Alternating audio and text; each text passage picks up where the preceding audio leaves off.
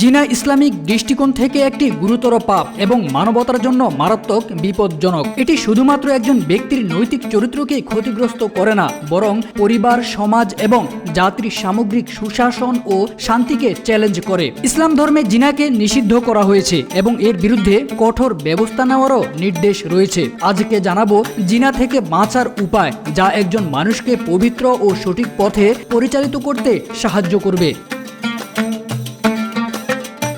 ইসলামের সর্বপ্রথম এবং সবচেয়ে গুরুত্বপূর্ণ উপায় হলো আল্লাহর ভয়। যখন একজন মুসলিম আল্লাহর আদেশ নিষেধ মেনে চলে, তখন সে বিভিন্ন পাপ থেকে দূরে থাকতে পারে। সূরা আরাফের 33 নম্বর আয়াতে আল্লাহ বলেন, তোমরা সব ধরনের অশ্লীলতা থেকে দূরে থাকো, সেটা প্রকাশ্য হোক বা গোপনে। ইসলামে বিবাহকে একটি গুরুত্বপূর্ণ মাধ্যম হিসেবে বিবেচনা করা হয়। সূরা নূরের 32 নম্বর আয়াতে আল্লাহ বলেছেন, তোমাদের মধ্যে যারা অবিবাহিত তাদেরকে বিবাহিত করো। বিবাহের মাধ্যমে একজন সঙ্গী পাওয়া যায় যার সাথে বৈধ সম্পর্ক স্থাপন করা যায়, আর জিনা থেকেও মুক্তি পাওয়া যায়।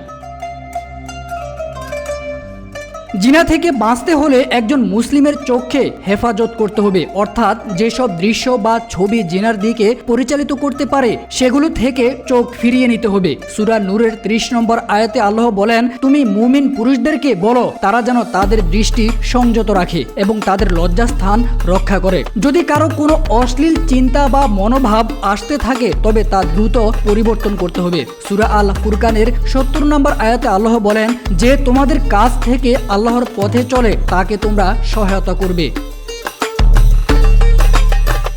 অনেক সময় একাকিত্বের ফলে শারীরিক চাহিদা পূরণের জন্য মানুষ খারাপ পথে চলে যায়। তাই একাকী থাকা, নির্জন অবস্থায় থাকা এবং অতিরিক্ত সময় কাটানো থেকে বিরত থাকা উচিত। ইসলামে রোজা রাখা শুধু ধর্মীয় দায়িত্বই নয়, বরং এটি একজন মুসলিমের আত্মনিয়ন্ত্রণ এবং চাহিদা কমানোর একটি শক্তিশালী উপায়। সূরা বাকারায় 18 নম্বর আয়াতে আল্লাহ বলেছেন, রোজা তোমাদের জন্য উপকারী হতে পারে যদি তোমরা জানো।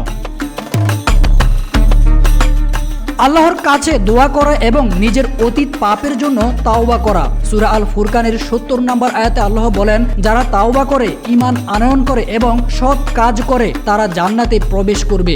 নফস এবং জিনা থেকে বাঁচার জন্য তাহাজ্জুদ পড়া, বিশেষ করে রাতের একাকী সময়ে আল্লাহর কাছে প্রার্থনা করা, যা মনকে শান্ত রাখতে সাহায্য করবে। জিনা থেকে বাঁচতে ইসলামী বিধি নিষেধ এবং ধর্মীয় অন্তর্দৃষ্টি অনুসরণ করেই সঠিক পথে চলতে হবে, তাহলেই জিনা থেকে বাঁচা সম্ভব।